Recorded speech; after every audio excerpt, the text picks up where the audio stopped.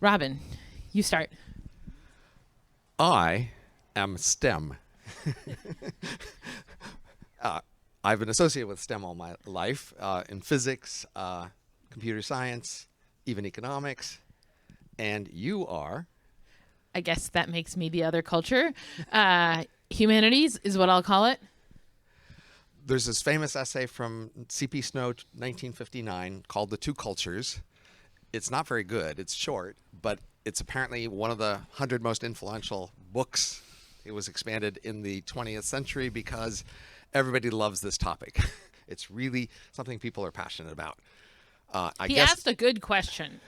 I think it makes it a good essay. Yes. Okay. So just starting right off, it's about the two cultures, STEM versus something like humanities and arts, something vaguer over there. Before we I get should into get at least a name. Let's say humanities. humanities, fine. Okay. Humanities plus. Okay. So before we get into it, we wanted to take a survey.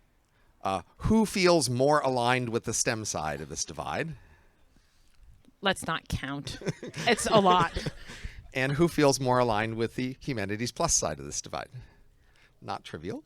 Okay. And who is undecided? Okay. All right. Those are the ones we're each hoping to win over. So I think we had a podcast about this. People liked it. We thought this is a pregnant topic. This is still something worth digging into. And we had a podcast and we did some polls recently. And we find that people are really passionate about this and kind of rude. There's just a lot of people who just really want to diss the other side. I heard some last night. And they say pretty rude and mean things about the other side. So there's a lot of emotion around this. And that's why it's especially interesting to get into. So I would like to start by just posing it as an intellectual question, i.e., what is this difference? Because that will help us think about everybody wants to talk about who's good and who's bad in this, right? But first, what is the difference? And I'd say there's a number of correlates that could be clues for us to ask what's at the root of this difference. Now, I asked some poll questions yesterday, and there was a clear answer about what seemed people was the most diagnostic clue to distinguish which was on which side. But that's different than the answer, what's the cause? What's the underlying thing that's really different in these sides? But let me just list 8 correlates of this distinction. I mean, obviously, one correlate is there's departments of STEM and there's departments of humanities, et cetera, in university. You can see who There got aren't what actually degrees. departments of either of those two things. There are Or sub-departments. Schools of those things. Okay. So one correlate is more math, formal, and representations, analysis tools. That's more STEM. More emotions and intuitions is more humanities. More consensus about what things mean, how to describe them, how to evaluate them in STEM, versus more diversity and even eagerness for a diversity of perspectives and opinions in humanities. Faster apparent rates of progress in STEM. More specialization in STEM, that is, you can more pick a very narrow, specific task, and that's what you're doing, and you don't need to know about as many other things to be helpful to the world, because the world has figured out better how to coordinate their contributions when they do very specific things. Means versus ends. We might say STEM is more focused on means, humanities more focused on ends. Humanities type folks tend to read more old stuff, talk about more old stuff. STEM people tend to be looking at the latest journal articles and not interested in much before that. And finally, in some sense, maybe it's redundant, but STEM things are better defined. There's a sense in which we agree more on the terms, categories, methods, ways a question or a problem or something is represented, how to evaluate it, how to express it. Those are some of the correlates between STEM and humanities. Good. Let me add a few things to that. So humanists tend to be more interested in interdisciplinarity. That is, you're just going to hear that word more. You're going to see that in a conference, there's going to be a concerted effort to have people from different disciplines, usually within the humanities, but actually not only. So there's less of a consensus, but there's in some sense more of a kind of umbrella sense of a community. Humanists read more books, I think, rather than other forms of reading. Which are older. Yes, also older ones, but also just the form of the book as a unit. I think the point that things are better defined over on the STEM side is correct, but also the place of definition is different. So at least in philosophy, definition is not something that you have at the beginning of an inquisitive process. It's actually the upshot. So when Socrates says, tell me, Meno, what is virtue? If they could get that, that would be like the end. That would be amazing. That would be the end product. That wouldn't be then, oh, now we can use that to do stuff. That's what we want, right? So definition has a different place. And so when we say we have worse definitions, that's because we're not done. We haven't arrived at them yet. Okay, that's kind of all I think that something that Snow picks out, which I think is interesting, and we didn't get to talk about on our podcast, so I'd like to talk about, is humanists, he says, are natural Luddites. That is, they're backwards. They're technologically backwards. They tend to just be, in some sense, conservative in the sense of wanting to live at a time when there were fewer available opportunities to make things go faster in a variety of ways. They just tend to not be keeping abreast with how the tools for thinking are changing. The humanists I know are really averse to using large language models, for example. And Snow thinks that it is really the tech people who are on the side of helping poor people have more food, which is how he thinks of social progress. Okay. Great. So I think we roughly agree that these are all correlates.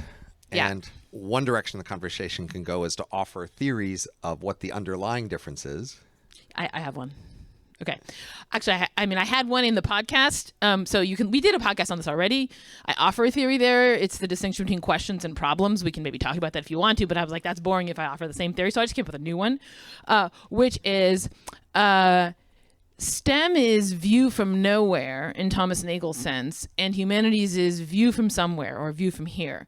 That is, the STEM point of view is one that attempts a kind of detachment, impersonality, objectivity, looking at the world as though you weren't in it and weren't affected by even the very thinking that you're doing to figure it out. Whereas the humanistic point of view is rooted and entrenched. And I think that partly explains the importance of feelings and intuitions. Those are the thread that binds the humanist to the world, and that guides them in their inquiry. I agree a lot with that. Amazing. That never happens. So I guess I'm seeing two clumps of correlates that each make sense as a clump, and I'm still a bit puzzled about why they're related. Okay. In the podcast previously, I said STEM has more systems, more integrated systems of thinking that you can do a lot more things with, and that does seem to me correlated or explaining many of these correlates. But on reflection, I think maybe a better way to say it is just that we know more about the STEM topics. That is a sense in which all our efforts to produce systems or categories or knowledge has been more successful, and that's allowed us to accelerate and even learn more there. So that's in some sense a key correlate, is that maybe because it's easier or whatever reason, there's a set of topics where we know more and can agree more on the processes and how to describe things and how to evaluate them, how to frame them. That seems to me a correlate here of these two areas, but there's this other correlate, which Agnes just pointed to, which I agree is also a strong correlate here, which is related to means versus ends, but also I think I would call it more about cultural embeddedness. That is, the humanities is more having conversations from within a culture and being willing to refer to or assume commonly shared things in a particular culture as the basis of arguments and positions, whereas STEM is trying to stand outside to some degree particular cultures to be more general in that way. And I think that's, in fact, a correlate. And I guess I'm going to talk later today about culture, but in a sense, there's a distinction in culture, which is basically, it seems roughly right here, which is that there are things that are allowed to change within culture. So, for example, if somebody, if you try to figure out how to fish, you watch who fishes best and you copy their fishing. For that, you have a relatively specific evaluation of fishing and which behaviors are related to it. And then we can have a lot of progress of fishing where we do that. And then there are other features that are kind of shared by a culture. Maybe it's norms of parenting or something. And it's hard to deviate on those because you'll get punished by other people. And then it's harder to make progress on those. We need a different kind of cultural evolution to make progress on those. And then seems to me roughly that the humanities is more focused on that things cultures share set of issues, which tends to be related more to values and norms and emotions and intuitions. And science is more looking for the things we're allowed to change and then making far more rapid progress on those by allowing variation and testing and data and things like that. Anyway. I wanted to say we're gonna we wanted like about half of this to be Q&A, so be thinking about your questions as we're talking. We're gonna talk for about 20 more minutes, and then it's gonna be your turn to ask us questions. Cultural embeddedness. So there's a line. I reread the Snow essay this morning, and there's a line in it that I really liked where he defines culture. He says, without this, he's actually describing the science people on this. Without thinking of it, they respond alike. That is what a culture means. So there's stuff that we do where we don't first think, should I behave in that way? We just do behave in that way. Like all of you have kind of a certain expression on your face. It's really similar to the expression that people have. You're sitting in ways that are similar. None of you have your backs turned to us. None of you have like really wild expressions on your face. Nobody's waving their hands. Yeah, exactly. There's like a bunch of you without thinking of it, you respond alike to one another, right? And I guess humanists are just really impressed by that fact, by the fact that even as I'm conducting an inquiry, even as I'm asking questions right now about culture, I'm doing it.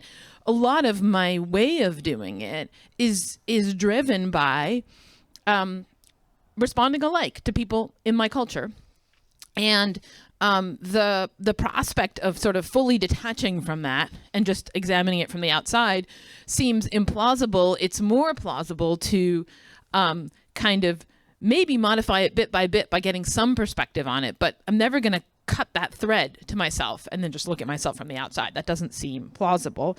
So that's the cultural embeddedness part. I thought the last thing you said threw me. It was very interesting that the science people are looking at what you can change and trying to change it, and the humanists are not trying to change anything. There's got to be something right about that, which is why Snow says that we're Luddites. But maybe...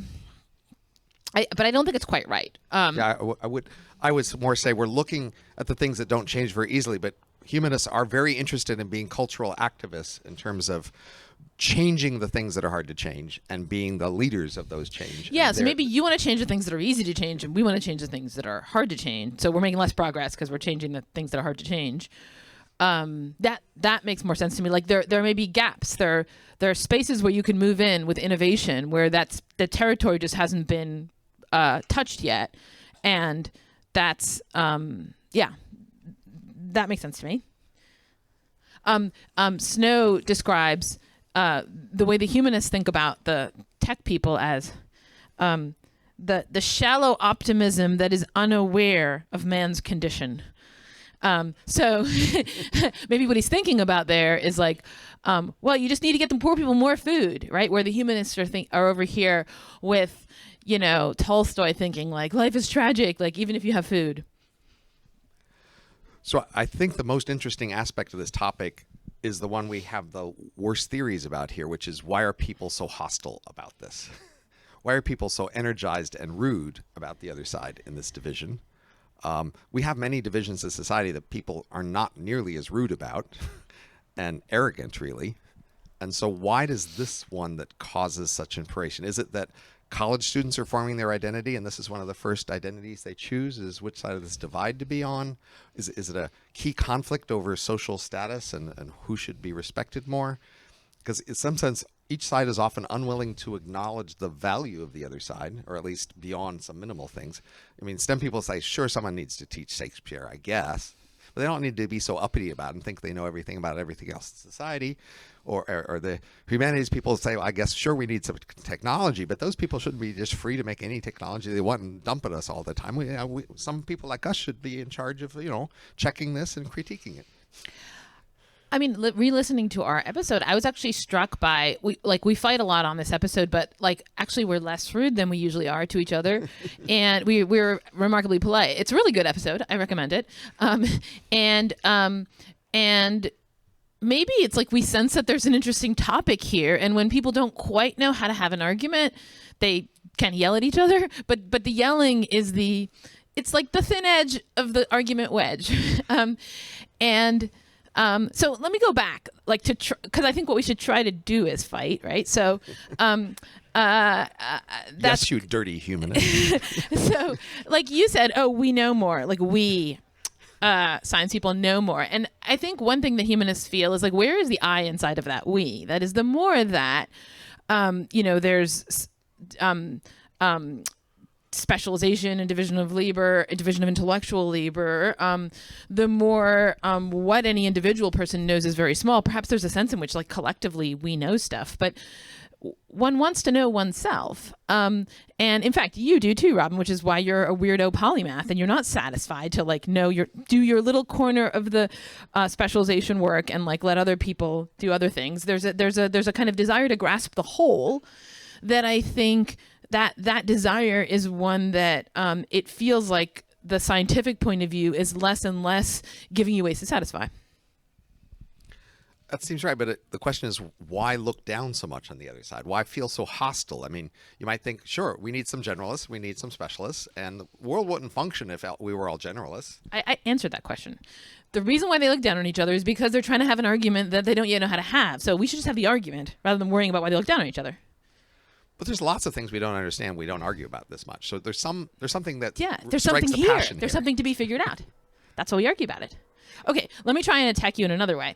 When I think about, so I've had a bunch of interesting conversations with Yaniv, with Tzvi before he left, about the role of, let's say, the passions, feelings, right? And then also, if you push it at another level, consciousness in human life. So something I hear from a lot of rationalists like you is you want us to think through things while in some sense keeping emotion at bay, or being detached from the inquiry in some way, being maybe the emotions could have a role as data, right? You could wear a thing on your wrist that tracks your emotions, and then it tells you when you need to take a pill to balance it out or whatever. So the emotions could play a role in that sense, right? But the emotions are not supposed to guide your life. And in fact, there's often this ethos, this kind of stoic ethos of tamp them down, suppress them. And I was thinking, and this is a sort of conversation that I had with Yaniv, I think twice, and also with some other people, is isn't the limit of that finding your emotions inefficient? Isn't sort of the limit of that actually finding your consciousness inefficient? Which led me to thinking about your book, Age of M, right? Where, you imagine this future in which we're these brain uploads, and these brain uploads are doing lots of work very efficiently, and you want to set aside the question, are they conscious? And a lot of readers are no, I don't want to set aside that question. That question is super important to me. And that's the humanistic, it's you're cutting that thread. And if you cut that thread, we're just not interested in the story anymore. And in a way, the emotions is at the other extreme. To some degree, I feel if I suppress my emotions, I'm not that interested in life anymore, because my emotions are my feeling of being alive or investment in being alive. Okay, go. I think this is good. I think this is closer to the sense of hostility and the strong emotions about the topic. You're welcome. Because this is something that people feel sensitive about and at risk about, sort of emotionally. That is, we often lash out in anger when we feel vulnerable. Yes. And I think we feel vulnerable here. So I did some work on the sacred basically 2 years ago. And, on one side, the usual story of the sacred is that a norm of the sacred is that you're not supposed to calculate it so much or figure it out. You're supposed to emote it and go with your feelings.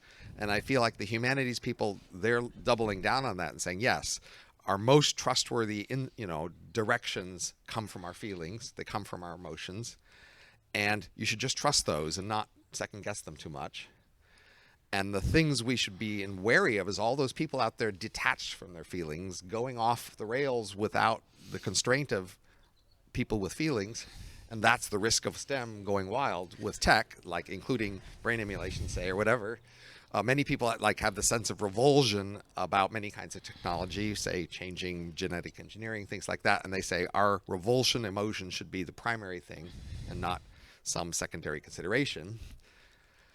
Then on the other side, a central feature of this sacredness of science or technology is this idea that you should be setting aside your emotions in order to do the analysis. That's central, really, to the self-concept of scientists and engineers, is that there's weird stuff in the world. If you just react with emotions, you'll miss it, and you need to pause and let somebody give you a logical set of arguments and consider that, set aside the emotions for a while, then maybe bring them back at least once you've understood the argument.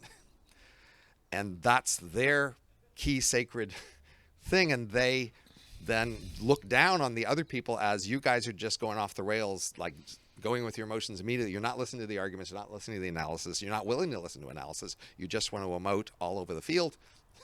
And that's why the hostility here, because they each they feel a temptation of the other side inside themselves, and they're resisting that temptation. And the hostility is from the fear that they might be sucked into it, and so they need to push it away with hostility.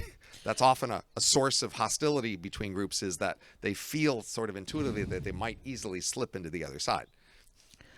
Okay, but I feel like we're both guilty of straw manning the other side. That is what I said to you. The way I described your side is like, oh, you just want to cut off entirely our access to this domain of feeling and perception. To be fair to me, you kind of allow for that in your book.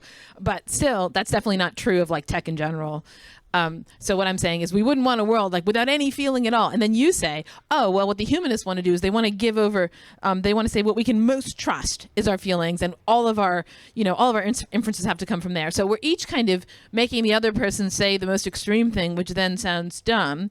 Whereas the way we would each represent our own view is to say, well, the feelings have some role. They give us some guidance, not that they give you the answer, but that one shouldn't ignore them entirely. So in order to conduct this conversation, we have to somehow, we have 7 minutes. I mean, that meta fact of us straw manning each other into an extreme position actually just is another version of the hostility, I guess.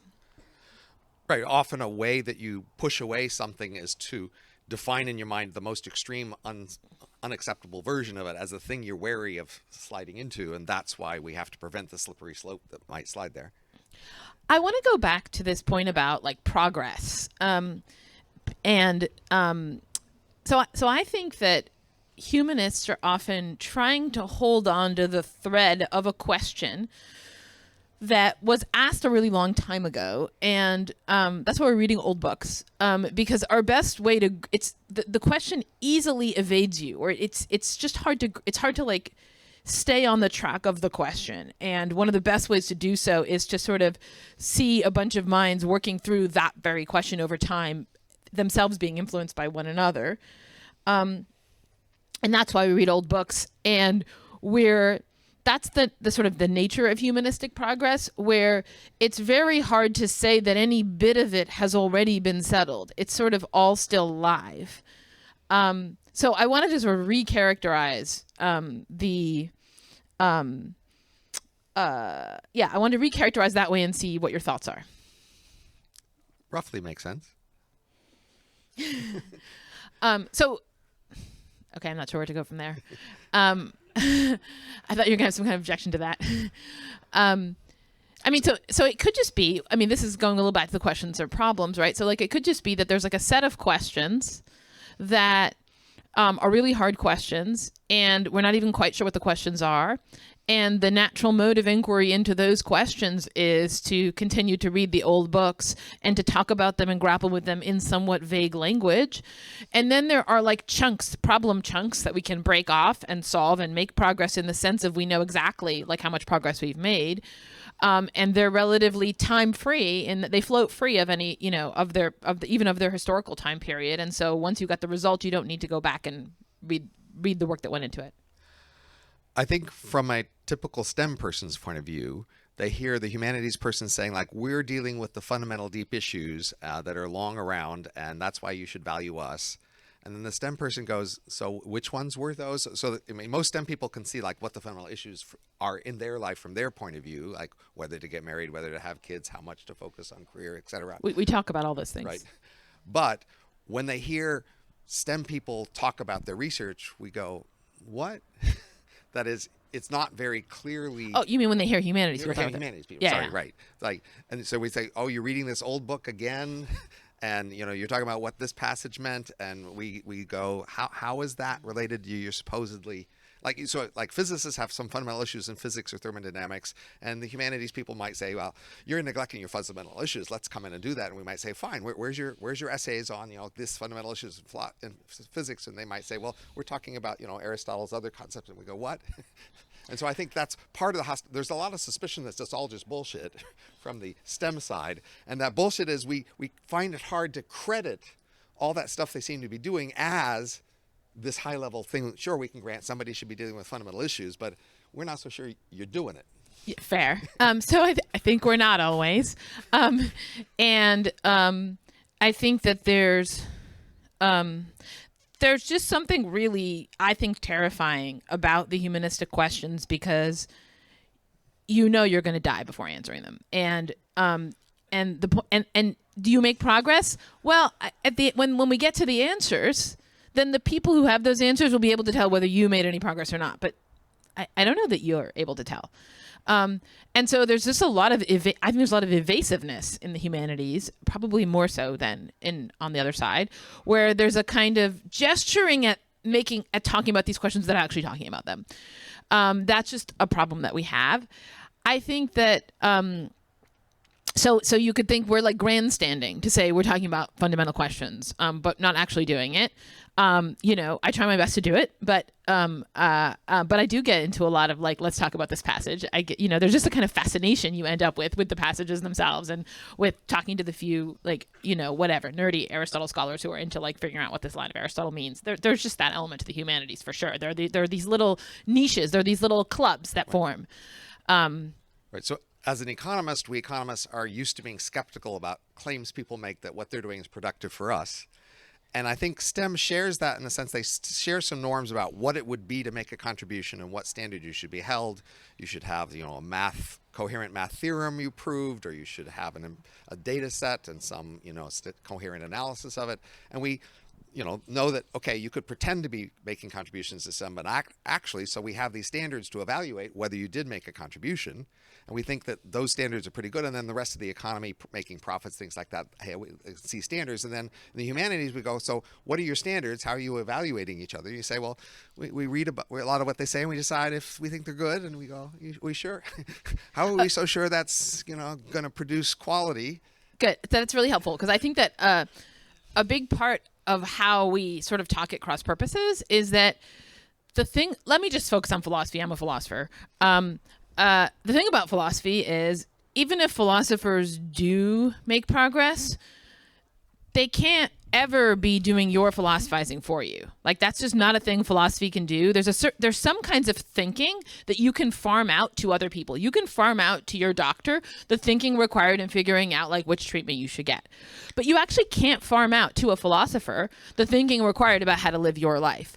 And so with a lot of like humanistic learning, actually the people who don't participate in it are not going to benefit from it, which is very different from the way that it works on the other side. And this is why I think there is this actual asymmetry in that the tech people often think the humanities stuff is just total bullshit, whereas that never happens the other way. The humanists don't think that all that tech stuff is just total bullshit because we can see that our phones work and all this stuff. Like it's evident these people know stuff it's their thing. I never have to get into it. I don't have to know any of it in order to benefit from it.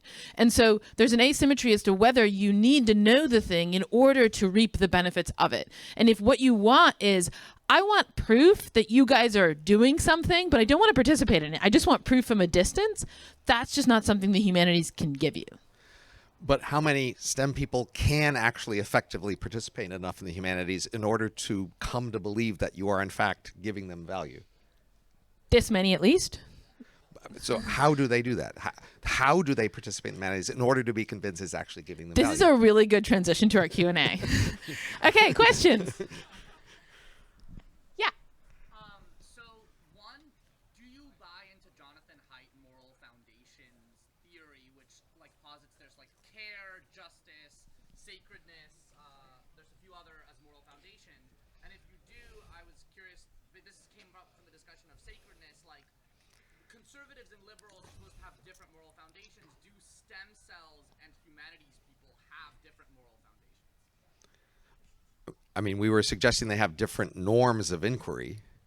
One side is wary of emotions, the other side is eager for them. So they have those different attitudes toward where emotions should show up. That was a hypothesis we generated, but it hasn't been checked with that sort of data. I think often when in a group there are two subgroups with different values,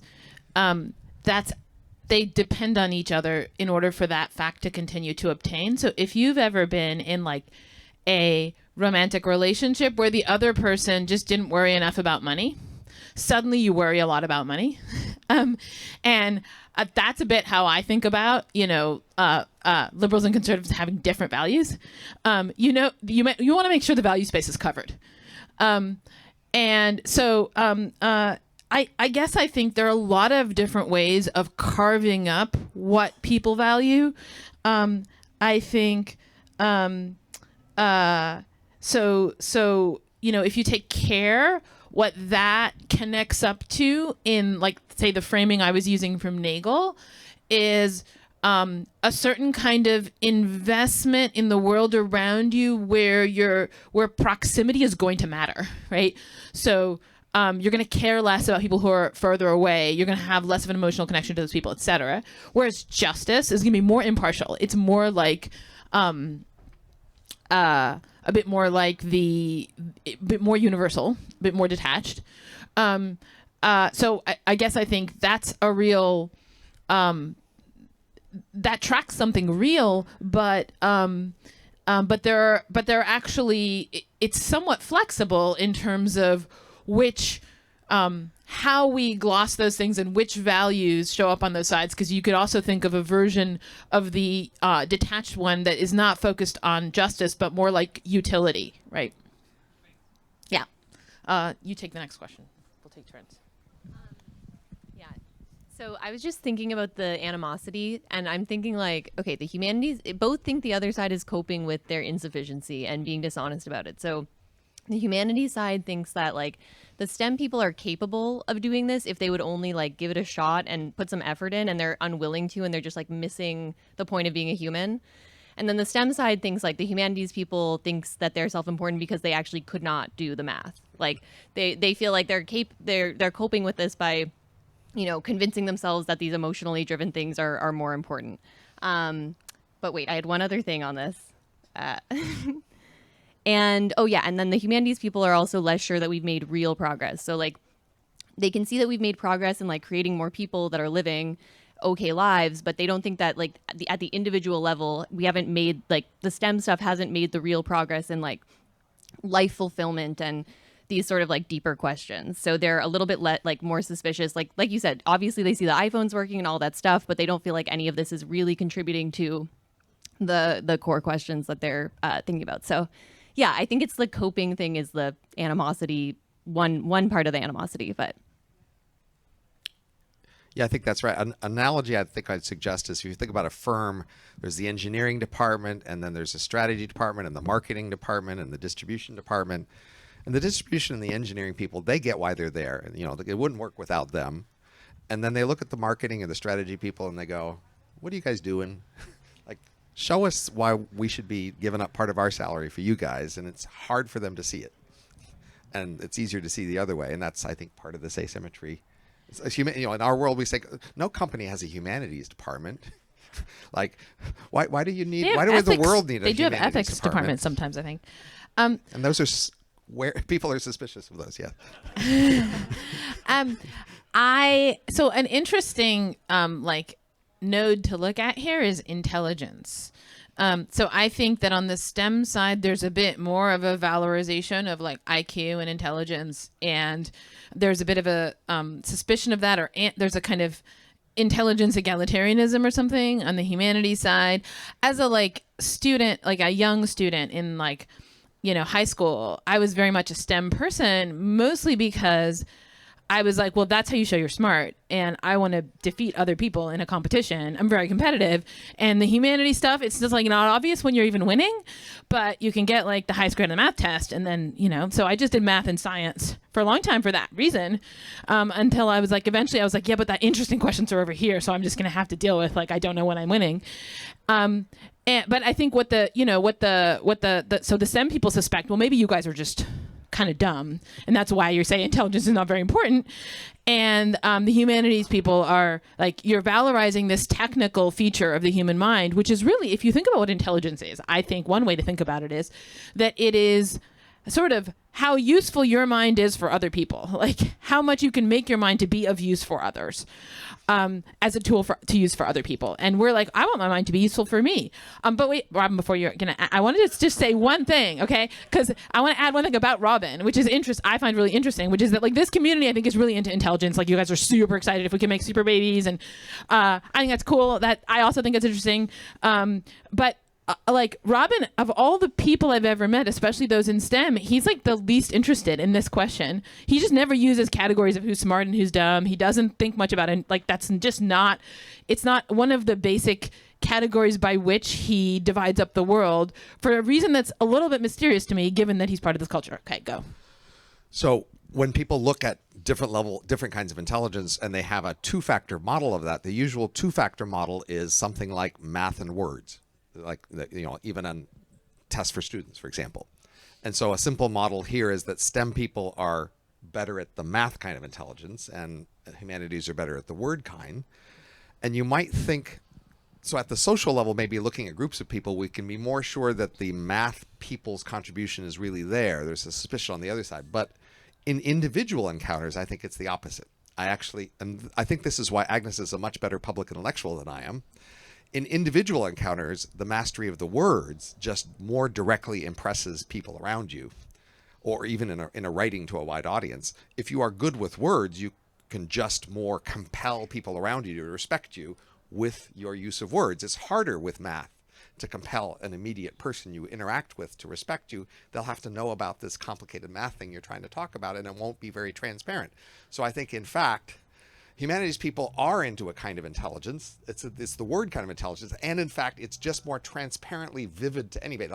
Politicians are far more often trying to be the word kind of impressive than the math kind of impressive. So similarly for CEOs or managers of firms, right? So in fact, that's often why people go through the humanities route to become lawyers and other sorts of impressive people, where the challenge is to impress people immediately with your immediate presence and how you interact with them, and not relying on some credentials or other proofs. I have some more thoughts on that, but let's go to another question, and maybe we'll come back to it. You pick someone, because I'm going to write this down. Thank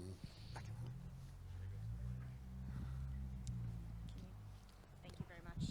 You're welcome. There's a saying I often hear in rationality circles that rationality is winning. So to what extent do your respective studies and research have led you two to be winning in life in a way that you don't feel like you would be otherwise?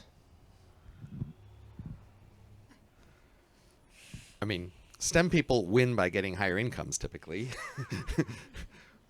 Humanities people win typically by just being more directly engaging and impressive in direct personal interactions. I guess I'm winning, and you're not by that metric. Robin is a really uncompetitive person, to an extraordinary degree. Even if you just play games with him, he doesn't care that much whether he's winning. I'm really competitive, so I notice this about him right away. Robin just cares about actually achieving things that are objectively valuable, regardless of whether or not it counts as winning. It's really obvious when you put it that way. That's the thing you should do. But actually, very few people are tracking that. So yeah, I love winning. I have to constantly like beat that down in myself because I actually do think Robin's point of view is more correct. Pick another question.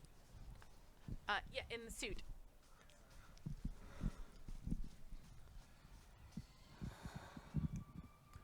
So I personally very often get the impression that in the age we live in, we have a great deal of sane people living in an insane culture. And what I see in a lot of cases, and this gets to the STEM versus humanities thing, is you see a lot of very sane people very rationally pursuing the incentives to go into Jane Street and into Silicon Valley startups and make fabulous amounts of money while leaving a lot of the culture building project to teenagers on TikTok.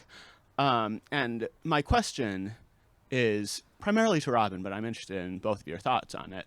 Do you think that there is a risk for these STEM-focused people of abdicating the culture building project such that they get swept up by broader forces around them that they barely understand and have no control over because they have rationally pursued individual incentives into spaces that marginalize them culturally? Great question. I will be talking about culture later this afternoon at 4, I think. Basically, a key feature of culture is that cultures tell you who to listen to about culture. That is, the people who are most culturally prestigious are the people we listen to about how culture should change and what we should care about and how we should change our values. So often you might be smart and high IQ and good at STEM, but the world is just not willing to listen to you about culture. You just don't have that sort of thing. So we often want people who are artistic and expressive and articulate and emotional and intuitive. Those are the people we want to hear from culture about. So I would say most op-eds or columns in prestigious media are about fights over culture. And they are mostly, those people get into those positions largely by just being very articulate, very good at talking, very good at reading an audience and knowing how to relate to them and inspire them and to, et cetera. Those are the people who most influence culture. And you can't just choose to be one of them necessarily. Maybe if you have matching skills, you can decide which way to go. But I don't think you can choose the direction of culture even if you go into that. That is, culture is largely this pretty random process by which people in culture sort of are, it's like fashion really. They're like trying to guess which way it's going and get there before other people and be in the thing. And then people are fighting over which way to go. But honestly, I don't think you can actually choose which way culture goes by deciding to go into culture and push it that way. That's doesn't happen so much, right? Nor can you necessarily change the way STEM goes by going into STEM. I mean, each one of us has pretty limited influence. I think that the sane people in the insane world are people who are to some degree insulated from their world. That's just how you describe them, right? And so it just makes sense that those people, the influence would also not go the other way. And so they're making the choice to let other people deal with this thing that doesn't affect them. And I guess I think if they wanted, like, why would they even want to try to control this thing that has no impact on them? So it seems to me that you could participate in it more, and then that would require participating in both senses. That is, both affecting and being affected. I want to do a 4-way poll. How many of you said initially that you were on the STEM side, and so far you are now more on the STEM side? And how many were on the STEM side and so far now are a bit less on the STEM side? And on the humanities side, how many after this said before you were on the humanities side and now are even more on the humanities side?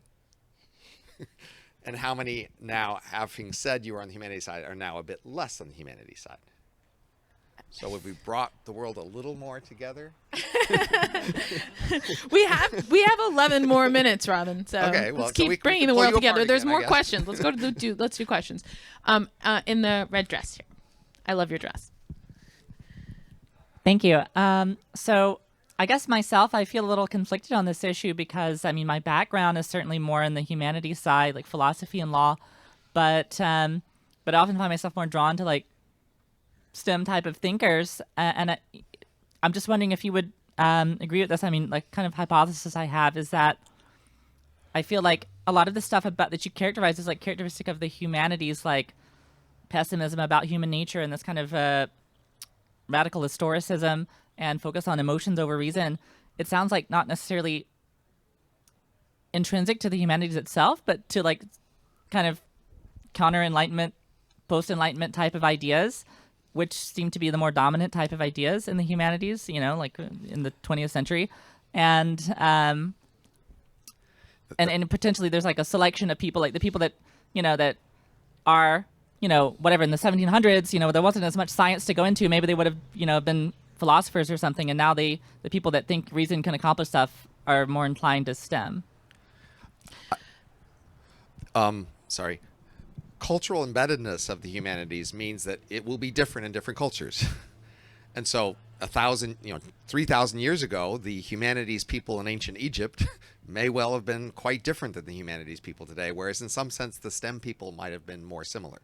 I think this distinction is just newer than that. I think that in say, you know, 5th century Athens, there weren't like two kinds of people. This was just a more unified project. So I think this is this very distinction may be a kind of post-enlightenment distinction.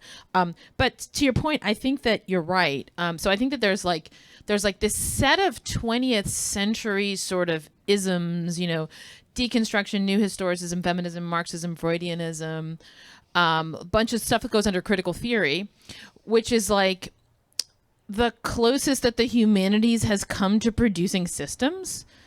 And all of those systems are in some way deeply skeptical of the human pursuit of the good through the use of thought. I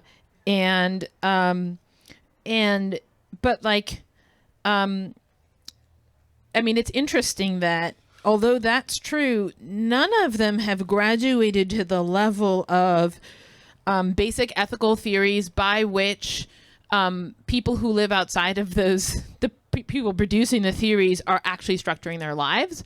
I think there are just 3 of those right now that are like live options and they're all philosophical theories, namely utilitarianism, Kantianism, and some kind of like Aristotelian virtue ethics. So these are systems of thought that answer questions like what would be good, what would be a good choice, what is it for a choice to be good, how should a society be organized, etc.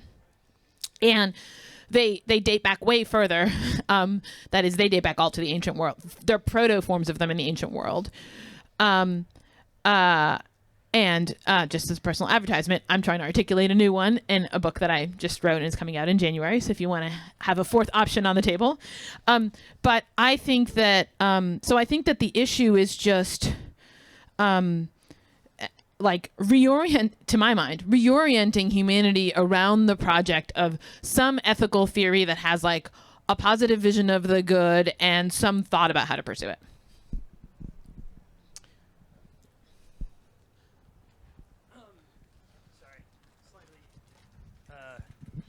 Allergies are killing me. I had to wait for the mic. Yeah, so my background's in academic philosophy and specifically continental philosophy, which is like the king of the if you don't do it, you get to dunk on it for free fields. And now I work in STEM. And I find that the main utility that I have for my more STEM-brained coworkers, physics, PhDs, etc., is that I am paying attention to things they are not paying attention to. And I find that the inverse is also true. So the way in which we can be most useful to each other across the aisle is fighting them. And so, or, you know, doing the uncomfortable thing of like, well, you said this thing 20 minutes ago about your frame, and now that part seems to have fallen out of your frame, and I'm reminding you of it. And this goes both ways, right, on either side. And this seems to me like a potentially sufficient and reasonably simple and mechanistic story about how these kinds of tensions can arise, is that you can go into a conversation with someone on the other side of the aisle, say it's their first conversation with someone from the other side of the aisle, and with perfectly good intentions and be like, the thing for me to do here is tell you all of the ways in which you are missing something that's important, even for the object level task you are currently trying to carry out, not just in a broad philosophical sense of you need to be doing your feelings more or something, but specifically you are forgetting something important for the problem you are trying to solve. And I think this goes both ways. I just want y'all's reaction to that, because I felt like a lot of the explanations generated over the course of the conversation were more focused on identity stuff and emotion stuff and less on like concrete social dynamics that play out in real time. Yeah, so I think that this is actually related to what I said in the question about height, which is that I think polarization is really useful, actually, in a conversation for seeing more stuff, getting people to have like opposite viewpoints, and coming from different places gives you like the luxury of polarization. And so like I think even in a marriage, it's really so like my husband and I we disagree on this like fundamental question. So this is not the money thing, but like, you know, is life basically about striving and achieving and like being stressed out all the time because of what you're trying to bring about, or is it about like kind of appreciating and enjoying and contemplating the things that are really valuable? And my husband is a contemplator, I am a striver, and I think we even polarize each other, right? And that means that we see things, like we apprehend things that the other person doesn't see. And I think Robin and I, like, because we have this kind of polarization, like I'll be like the person who rereads the text again and starts quoting from C.P. Snow because that's our text, right? And I have that text approach to this very conversation, and I found this great quote. Without thinking of it, they respond alike. That is what a culture means, that Robin would have missed because he wouldn't have even reread the text. Whereas Robin will just like ask simple questions, be like, okay, but like what are the questions you guys are actually answering that I like forgot to think about? So yeah, I think that, and so I think there it's almost like just the value of the outsider or the polarization that's doing the work, and you could be polarized in a lot of different ways, which is what I was trying to inarticulately say about hate. I think a lot of these hostilities arise in college when people take different majors, and then they're struggling putting all this effort into their major, and then looking down on those other people saying like, I'm learning some useful stuff here and you guys are learning useless stuff out there and you're going to get a job. What the hell, right? And I think this side favors the humanities, because STEM people think that in college they're learning lots of useful stuff that will be useful in their future STEM career, and the humanities people aren't learning much useful at all except how to talk and blather and bullshit. But in fact, most of school isn't very useful. Most of school is developing maybe habits of thought, and then diversity in habits of thought is good. So I think that favors the humanities side, saying, look, you STEM people are way too proud of your school and all the grades you got in school and the projects you did. But people doing other things also learn nearly as much as you because it wasn't about the specific things you did anyway. It was about just practicing thinking and having different ways of doing things. In the orange shirt right there? No, you who just turned around, yes. Jacket, I guess. This is about kind of the value acquisition perspective. I was wondering, since both of you read across the aisle, is it qualitatively different acquiring STEM culture values versus humanities culture values? And also, can you speak about struggle of trying to hold both, if you have experience with that? I recently took up this topic of working on the exploration-exploitation trade-off, which is a distinction that shows up in a lot of areas of natural and social science, animal foraging, information science, and a lot of the papers involved complex systems like dill diagrams with bees and stuff, and then there'll be another one that's like the multi-arm bandit, and this would just have been impossible for me before ChatGPT. So this is my answer to you, which is I actually think ChatGPT has potentially brought the world together, because I read these papers, I get to the part with the complicated math or the complicated diagram, I feed it into ChatGPT, and I'm like, explain this to me in simple words. Okay, explain it a little more complicated. And so it has actually made it, I was able to take on a topic that I just it would have taken years of my life to read the literature in all these different fields with all these different systems. So they're quite hard for me to learn. I know a lot of ancient languages. That's where I invested my systems learning. But I actually think that that all of this has just gotten easier, and we could be doing more of it now. I think sophomoric is the habit of sophomores to decide to become adults by collecting all of the major topics on which people disagree and picking a side all of a sudden at the same time just to have picked a side. And then many people stick with those sides for the rest of their life. And I think that's just boring. And so I think eventually, if you become more intellectually mature, you realize that you made those choices pretty arbitrarily and pretty fast. And you shouldn't feel very tied to all those early categories that you made yourself in life. And so by now, I don't feel that tied to these one side of these distinctions. I'm just going to go wherever the interesting questions are, and I'm going to, embrace and see whatever I can of value in all the different sides of all these distinctions. And yet, you're very obviously on one side, because without thinking of it, they respond alike. That is what a culture means. So you can't choose. I don't think you can just choose to lead your out of culture. time. Oh, yeah. Where is the place we will meet to do more Q&A? Yeah, or so discussion? you will all have the opportunity to ask more questions. Thank you very much of our lovely speakers.